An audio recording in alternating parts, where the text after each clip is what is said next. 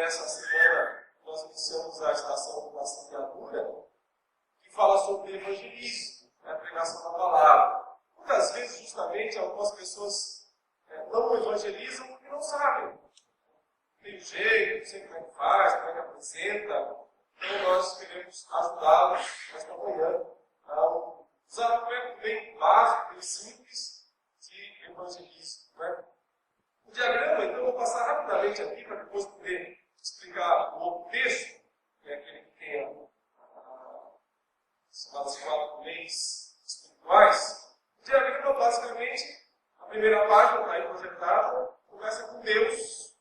Então, se você vai falar de salvação para alguém, você começa com o aspecto de Deus, da existência de Deus, que Deus nos criou, que Deus nos fez, Deus criou o ser humano, o homem, que é a próxima linha, né? A próxima página. Deus criou o homem. A Bíblia diz que Deus criou o homem para que ele tivesse vida eterna.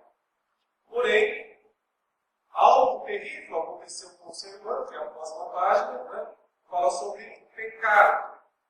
Então é necessário explicar para as pessoas o que é o pecado. O pecado é a transgressão da lei de Deus, transgressão da vontade de Deus. Algo que todas as pessoas fazem. E a consequência desse pecado, na próxima parte, justamente a morte. Em muitas passagens mostra que a consequência de uma vida de pecado é a morte. Não só a morte física, mas também a morte espiritual, que é a separação de Deus, nesse mundo ainda. Também a morte eterna, que é a condenação eterna, o inferno. Né? Então a próxima página mostra que as pessoas pensam que podem ser salvas através de boas obras, ou através de participar de religião, ou seguir filosofias de vida, mas, segundo a palavra de Deus, nenhuma destas atitudes nos levam a Deus.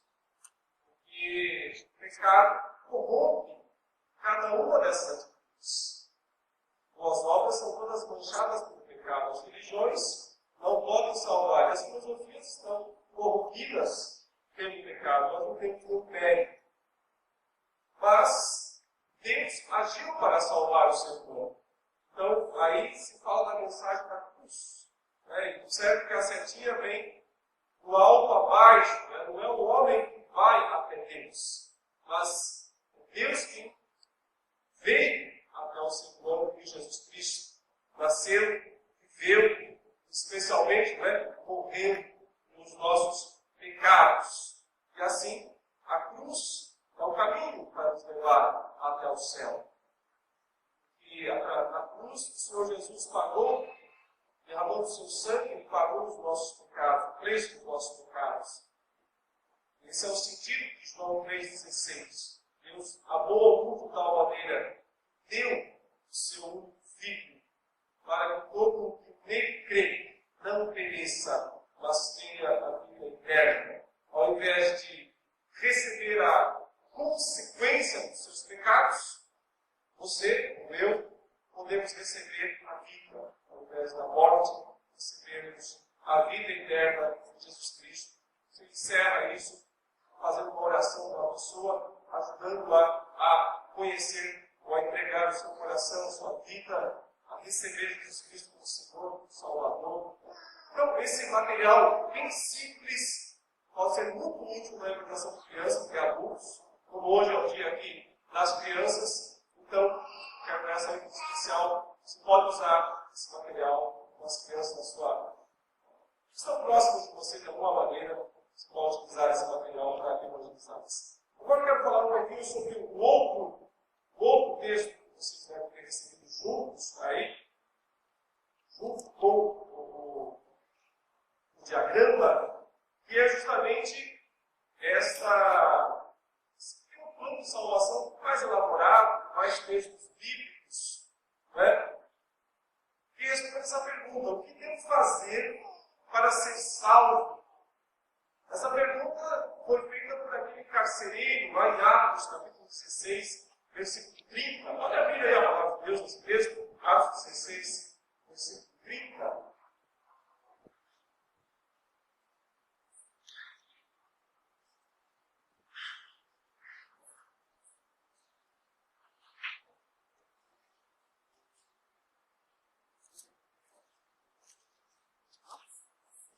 Depois, trazendo-os para fora, disse: Senhores, que devo fazer para que sejam salvos?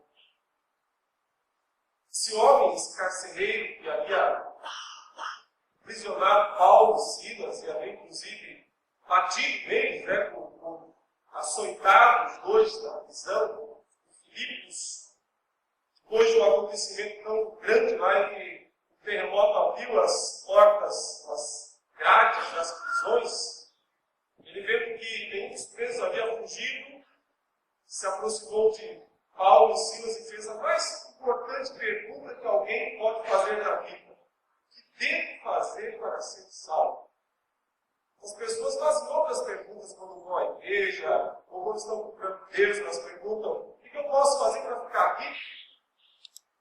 O que eu posso fazer para conseguir uma cura à minha enfermidade? O que eu posso fazer para consertar a minha família? Muitas vezes as pessoas estão mais preocupadas com problemas mais terrenos. No entanto, solucionar os problemas terrenos pode não significar nada.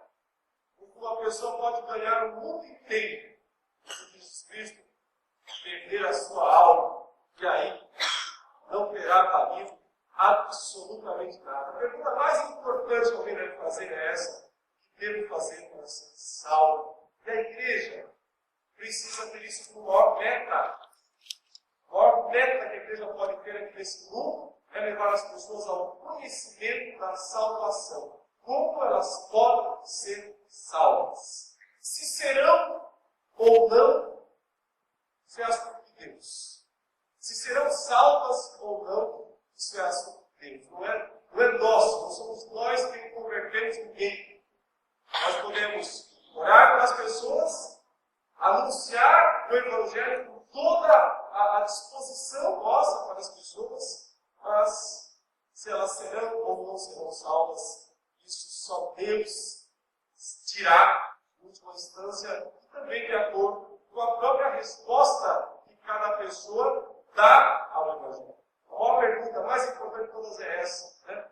Então, você pode sempre começar o Evangelho anunciando, falando com as pessoas sobre isso. Você tem certeza da sua salvação? Uma pergunta que se pode fazer para as pessoas. Muitos se assustam com essa pergunta. Como assim? Né? Certeza da minha salvação. Quem é que pode ter? A maioria respondeu dessa maneira. Né? Quem é que pode ter? Uns acham que ter certeza da salvação é um orgulho, uma atitude de arrogância, soberba. E pode ser mesmo, né? Se as pessoas tiverem a certeza errada da sua salvação, uma certeza equivocada da sua salvação. Mas, para começar o assunto, você pode perguntar isso. Se você morresse hoje, se fosse hoje o dia em que Deus tivesse marcado um encontro final com você, qual seria o seu destino eterno? Para onde você iria? Sabe? Você imagina? Você tem alguma noção disso? Então vamos começar a anunciar. Então, em seguida, você pode dizer: olha, a Bíblia nos ensina o que nós precisamos fazer para que nós sejamos salvos. E aí vem essas quatro divisões, esse pequeno esboço, onde há vários textos a serem lidos por uma pessoa. Então, a primeira atitude, a primeira coisa que a Bíblia diz que nós precisamos compreender, se nós quisermos ser salvos, nós somos pecadores. Eu preciso entender que eu sou um pecador. Hoje o pecado é algo que as igrejas não falam mais. Não se ouve pregações sobre o pecado. As pessoas, obviamente, não gostam desse tipo de pregação. Porque falar sobre o pecado não é nada agradável. As pessoas preferem mensagens de autoestima, mensagens que lhes deem algum tipo de conforto. Falar em pecado normalmente traz conforto. As pessoas se remexem meio inquietas no banco quando vão falar sobre pecado.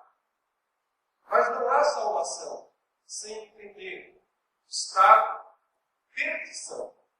Porque salvação é o oposto do perdição. Só pode ser salvo quem estava perdido. Jesus disse que ele não veio para os sãos, mas para os doentes. Ele veio para buscar, salvar, estava perdido.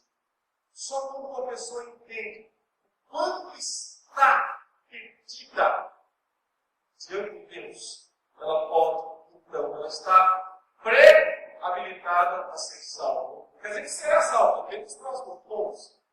Mas é o primeiro passo. Preciso entender antes de tudo isso. Quando eu sou pecador. E esses textos bíblicos que eu coloco aí para os irmãos ajudam a entender isso. Por exemplo, Romanos 3, 10 e 11 fala, como está escrito, não há justo nem um sequer. Não há quem entenda, não há quem busque a Deus. O versículo 23 diz, pois todos pecaram, carecem da glória de Deus. Então, essa declaração desse versículo nivela a humanidade. Mas não nivela lá no alto, nivela lá embaixo. Ela diz assim, todos pecaram, não há justo, nenhum sequer. Então Deus olha para o ser humano, para a humanidade de forma geral, e vê todos lá embaixo, o mais baixo nível que possa existir. Todos pecadores. Nenhum ser humano sem pecado. Se talvez a pessoa tiver dificuldade de entender de fato o que é pecado, os textos de Mateus 5, 21 a 22, ou 27 e 28, ajudam a entender.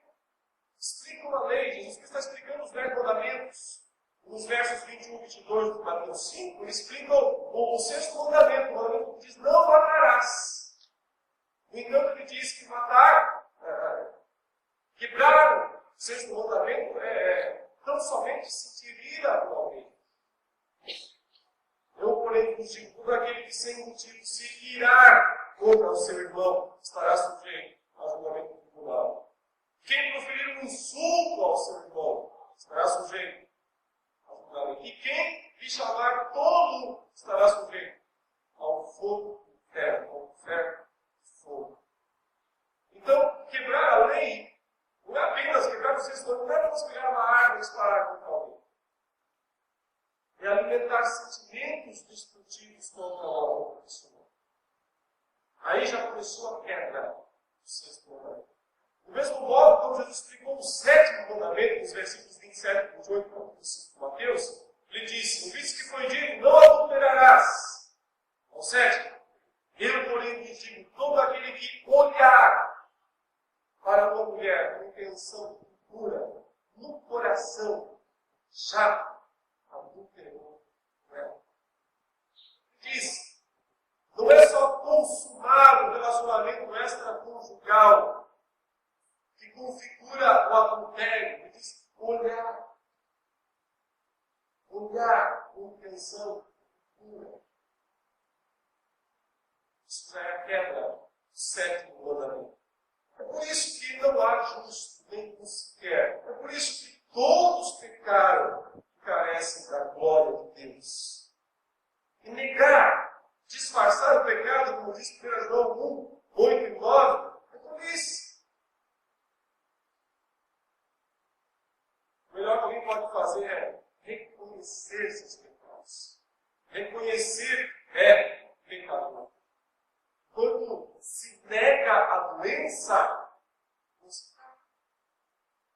A pessoa que nega que é pecadora não vai tratar da sua enfermidade, do seu problema.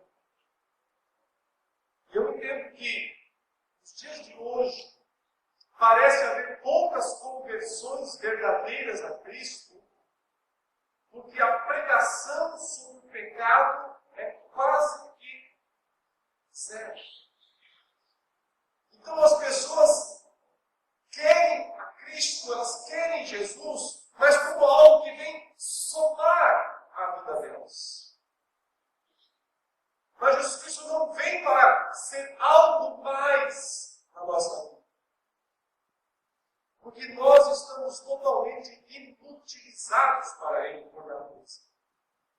Então Ele não pode apenas vir e dar uma melhorada em nós. Ele tem que nos fazer de novo. Eu só entendo que eu preciso ser uma nova criatura quando eu percebo quão ruim eu sou. Quando eu, como ser humano, nascido em pecado, pecador, sou repugnante diante de Deus, diante da santidade de Deus. Só quando as pessoas entenderem, sentirem o peso dos seus pecados sobre suas costas, a gravidade deles, diante da santidade de Deus, é que as pessoas estarão habilitadas, ou pré-habilitadas, para receberem a salvação. Jesus disse isso, né? Quanto mais uma pessoa sabe que é pecadora, se sente perdoada, mais ela ama a Cristo. Quem ama mais a Deus, Jesus disse, quem mais se perdoa. Quem mais entende quanto o seu pecado é grave diante de Deus. Essa pessoa, quando é perdoada, é quem mais amará a Deus. Mas quem tem uma noção assim de que Deus mais ou menos me deve um favor, que Deus precisa me ajudar, que Ele mais tem que fazer algo por mim mesmo, essa pessoa nunca vai amar verdadeiramente a Deus. Deus sempre vai ser para ela alguém de quem ela quer obter alguma coisa. Mas quando se reconhece profundamente os pecados, se percebe que não há nada em nós, nada. Que tudo que eu faço só merece condenação. Não. Quando eu entendo e recebo o perdão, é que de fato eu amarei a Deus de todo o coração.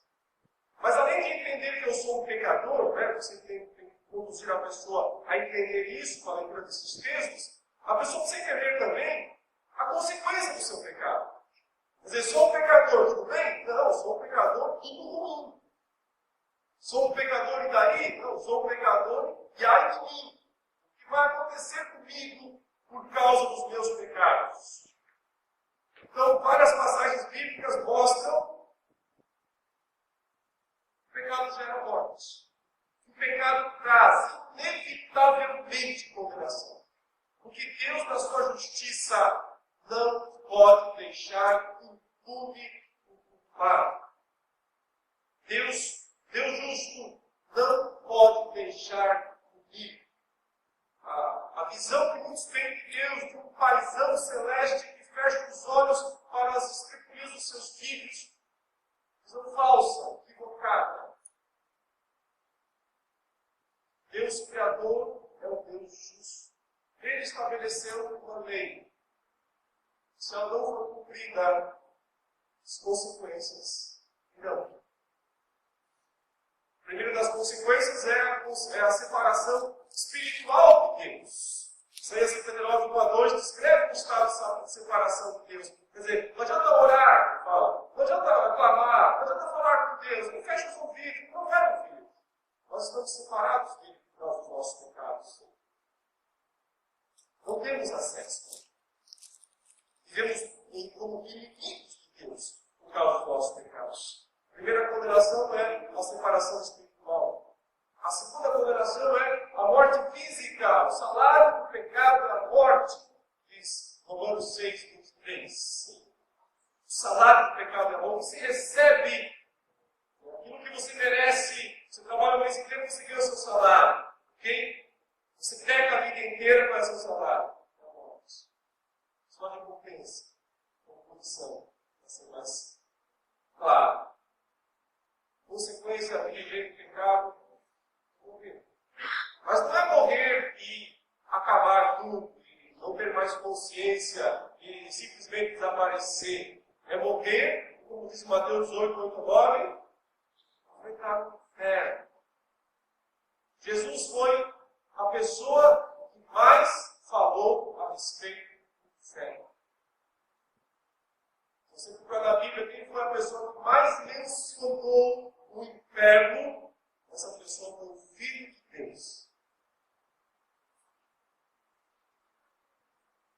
Algumas pessoas confundem, né? Acham que não existe inferno.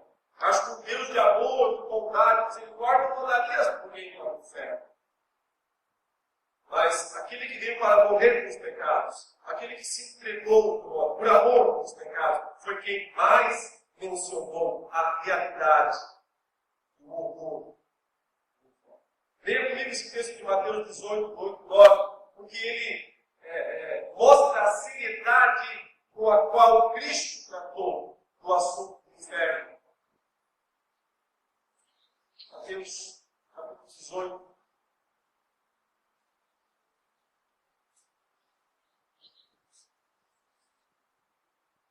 Advertindo para que as pessoas não tomassem com leviandade o assunto a respeito da condenação, Jesus disse: portanto, se a tua mão ou o teu pé te faz tropeçar, corta-o, lança-o fora de ti. Melhor é entrares na vida manco ou aleijado do que, tendo duas mãos ou dois pés, seres lançado no fogo eterno. Se um dos teus olhos te faz tropeçar, arranca-o e lança-o fora de ti. Melhor é entrar na vida com um só dos teus olhos do que tendo dois seres lançados no inferno. Isso foi quem mais falou sobre o inferno. Quem mais advertiu, disse: se o que te faz pecar é o olho, ele disse que se olhar para uma mulher com intenção impura no coração é quebrar o sétimo mandamento. Se o seu problema é realmente o seu olho, claro que não é. Nós usamos como uma ilustração, uma metáfora, um modo de nós entendermos a seriedade do assunto. Mas se fosse o olho, era melhor arrancar. Acho que perder o olho, entrar na vida eterna sem o olho, nesse caso, porque tendo os dois e para o inferno. Então, com isso que quer dizer que não haveria sacrifício muito grande a ser feito, se fosse possível livrar da condenação. É evidente que nenhum de nós pode se livrar da própria condenação. O único jeito seria, de fato, recebendo a condenação. Nós só conseguiríamos pagar os nossos pecados, todos que nós cometemos. Nós temos dois olhos, mãos, já os usamos bastante até agora, né? Seria passarmos a vida inteira, ou a eternidade toda, pagando por isso. A realidade da condenação eterna é uma das mais claras e evocadas na palavra de Deus. Não se deve ficar.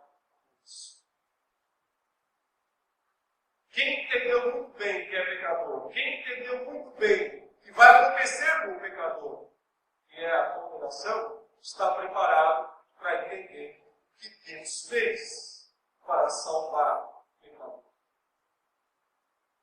E é só quando entendemos a ponto 1 e ponto 2 desse esboço que nós realmente entendemos o ponto 3. Porque é aí que o amor de Deus vai se mostrar inigualável ou imensurável, dizia Charles Spurgeon. É só aí que o amor de Deus vai realmente parecer para nós imensurável. Só nós vamos entender o que significa Deus amou o mundo. Nós, pecadores como nós, de tal maneira, entregou o seu Filho, deu o seu Filho unigênito.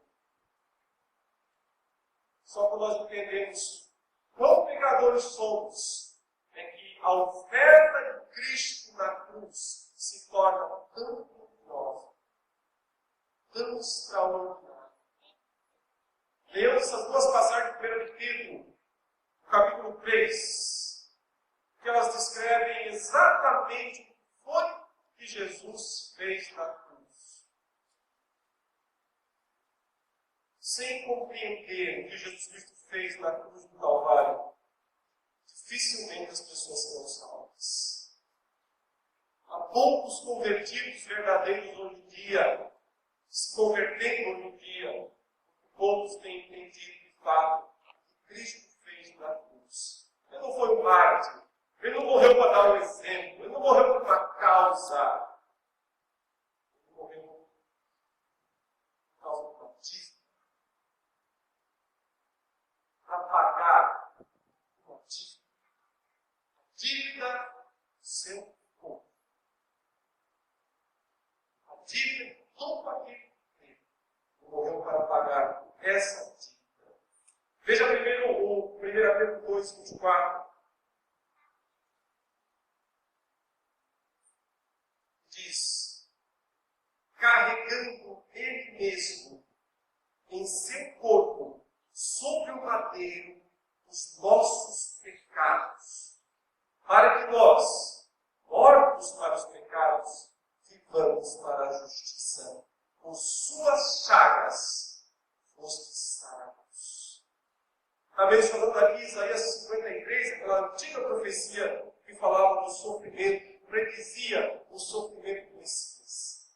Ele diz que Jesus Cristo, na cruz, sobre o madeiro da cruz, como madeira, como madeira, na cruz, Cristo Jesus carregou sobre si os nossos pecados.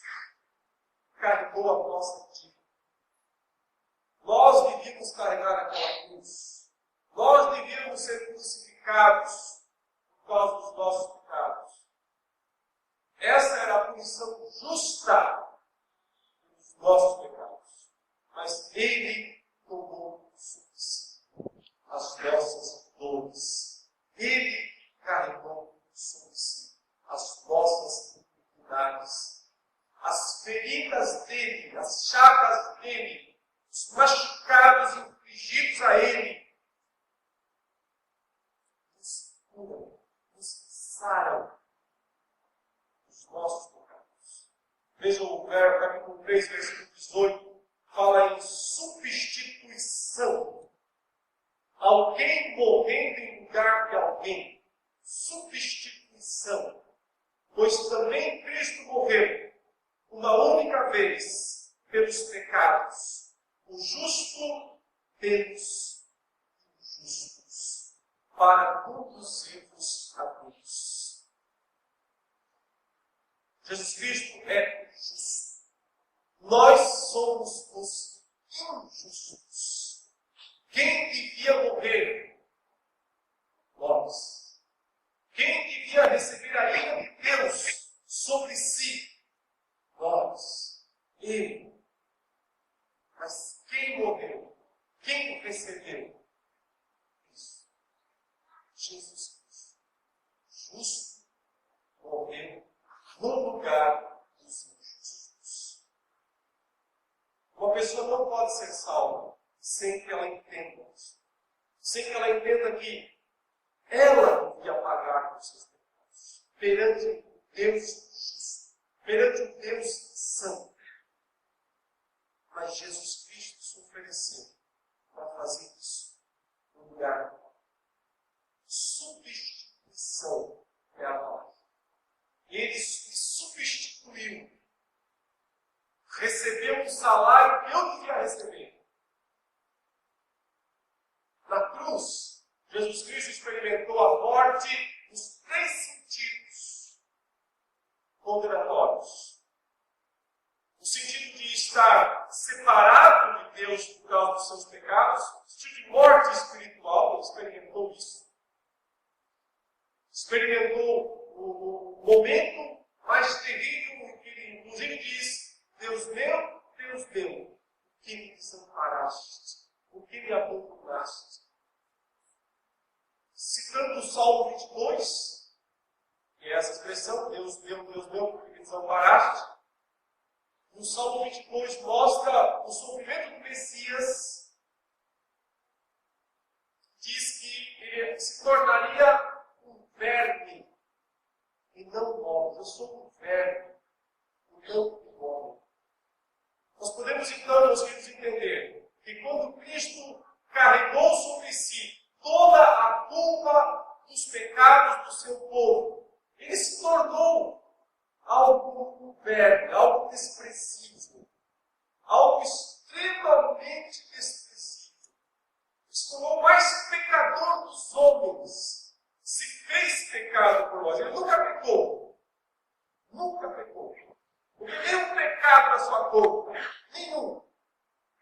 carregou todos os nossos.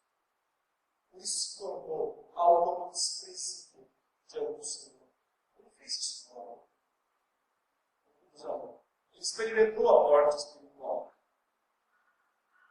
Ele experimentou também, no sentido, a morte eterna. Jesus Cristo não foi ao inferno pagar. Mas como a teologia reformada sempre fala, o inferno veio até a cruz. Jesus Cristo sofreu os tormentos do inferno enquanto estava pendurado na cruz. Ele sofreu o corpo e a alma, como dizem os nossos catecismos. Ele sofreu os tormentos do inferno enquanto estava pendurado na cruz. E ele morreu fisicamente também. Pai, nas tuas mãos libera o Espírito. Morreu fisicamente. O Espírito voltou ao céu até o terceiro dia da ressurreição, e o seu corpo foi para o túmulo. Mas a sua penúltima palavra na cruz foi: está consumado. A sua penúltima palavra, antes de dizer, Pai, nas tuas mãos libera o Espírito, ele disse: está consumado. Ele pagou toda a nossa dívida diante do Senhor.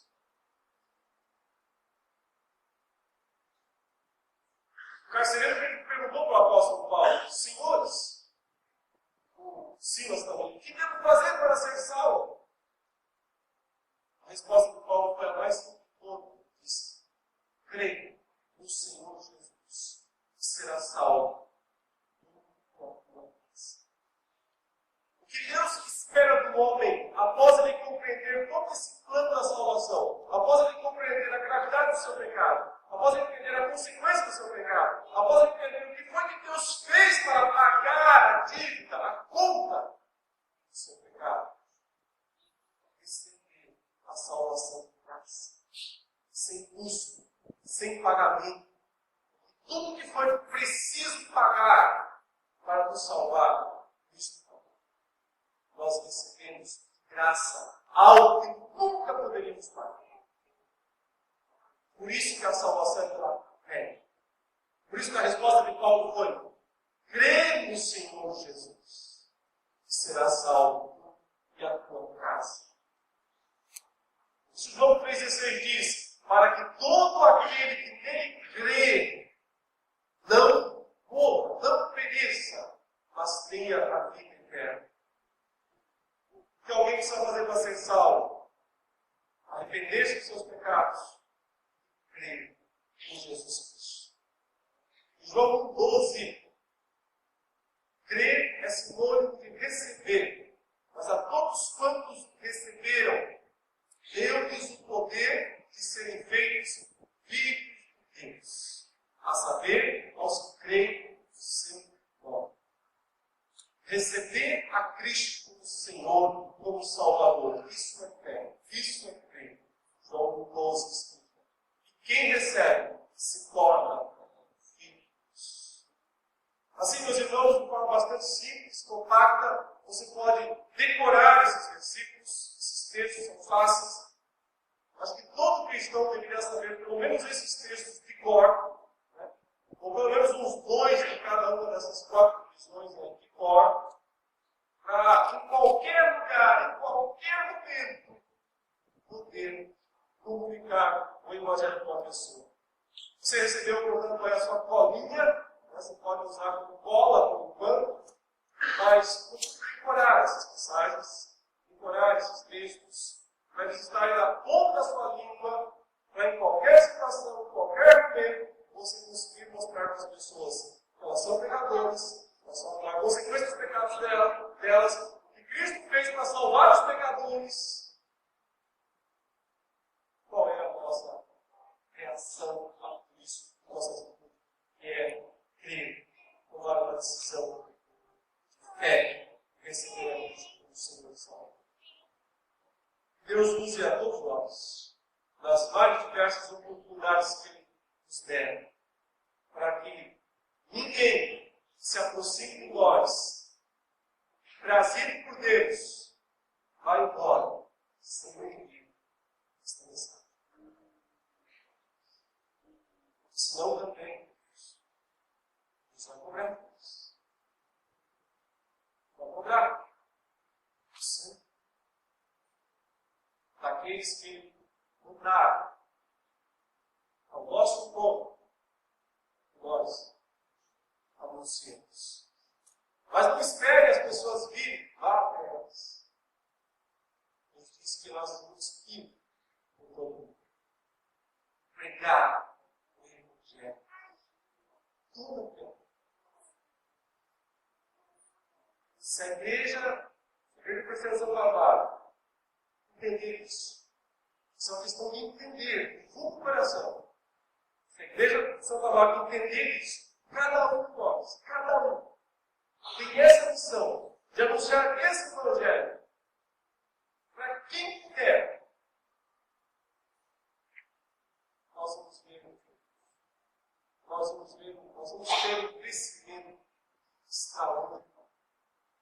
Nós vamos plantar muitas outras igrejas.